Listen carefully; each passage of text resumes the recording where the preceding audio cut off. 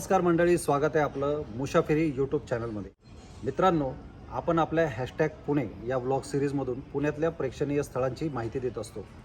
सर्वसाधारणपणे लोकांना माहिती नसलेली ठिकाणं लोकांसमोर मांडत असतो। आज आपण भेट द्यायला आलो आहोत बाणेर परिसरातील बाणेश्वर मंदिराला। अशी आख्यायिका सांगितली जाते की पांडवांनी या ठिकाणी शिवलिंगाची स्थापना केली होती।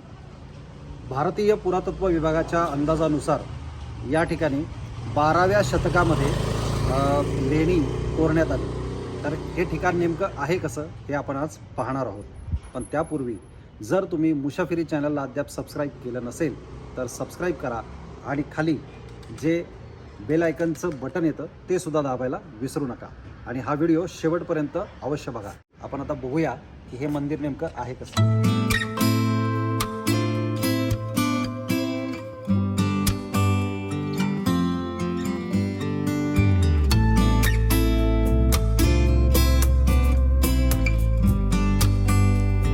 बाणेरमध्ये गेल्यानंतर काळभैरवनाथाच्या मंदिराजवळ जावे। तेथून तुकाई टेकडीकडे जाणारा एक छोटा रस्ता फुटतो। या ठिकाणी थोड्या पायऱ्या चढून गेल्यानंतर आपण प्रथम श्री बाणेश्वर देवस्थानाच्या मंदिराजवळ जाऊन पोहोचतो।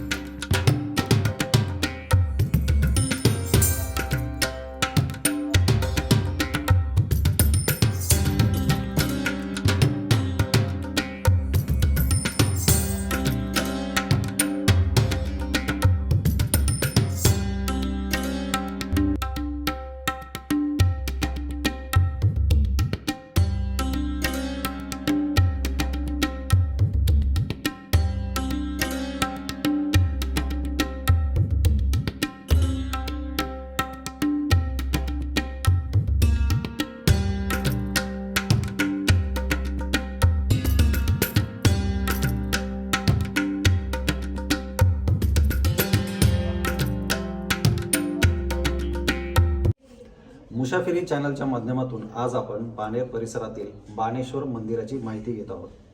या ठिकाणी अशी आख्यायिका सांगितली जाते की पांडव अज्ञातवासामध्ये असताना या ठिकाणी आले आणि त्यांनी या ठिकाणी शिवलिंगाची स्थापना केली।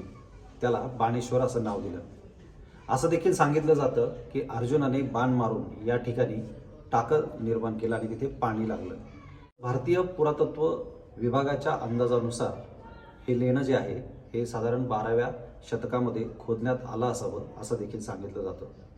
जंगली महाराज रस्त्यावर असलेल्या पाताळेश्वर मंदिराप्रमाणेच या लेण्याची साधारणपणे रचना आपल्याला पाहायला मिळते। या ठिकाणी श्री गणपतीच्या, श्री विष्णू आणि महालक्ष्मीच्या मूर्ती देखील आपल्याला पाहायला मिळतात। भगवान श्री विष्णूच्या हातामध्ये एक नाग धरलेला आहे आणि विशेष म्हणजे भगवान श्री विष्णूला कधीही न पाहिली जाणारी मिशी सुद्धा आपल्याला या ठिकाणी मूर्तीमध्ये बघायला मिळते। महालक्ष्मी आणि भगवान विष्णूच्या शिरावर शेष नागाने छत्र धरल्याचं देखील या ठिकाणी आपल्याला पाहायला मिळतं। अत्यंत देखण्या आणि सुबक अशा या मूर्ती या ठिकाणी आहेत।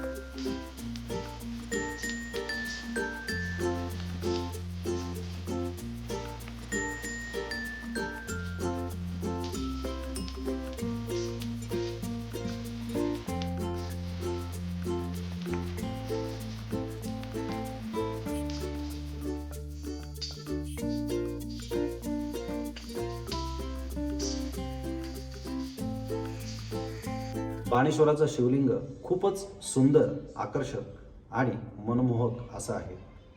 शिवलिंगाच्या शिळेवर थोडी भेग गेलेली आहे, परंतु त्यामुळे त्याचं सौंदर्य काही कमी होत नाही.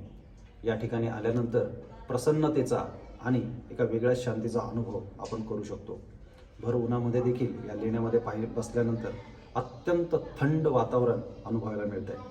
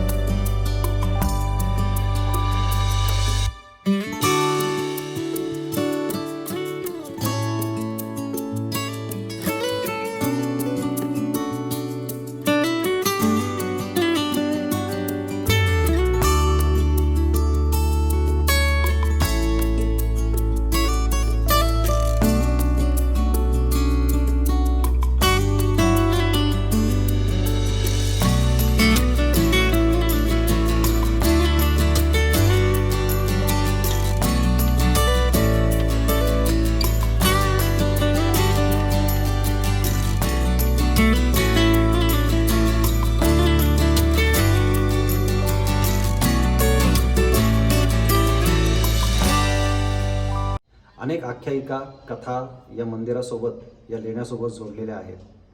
या ठिकाणी विरगळ देखील ठेवण्यात आलेले आहेत. साधारणपणे 12व्या शतकातील या विरगळ असाव्यात असा अंदाज भारतीय पुरातत्व विभागाने वर्तवलेला आहे. तशी माहिती देखील आपल्याला मंदिराच्या परिसरामध्ये लावण्यात आल्याचं पाहायला मिळतं.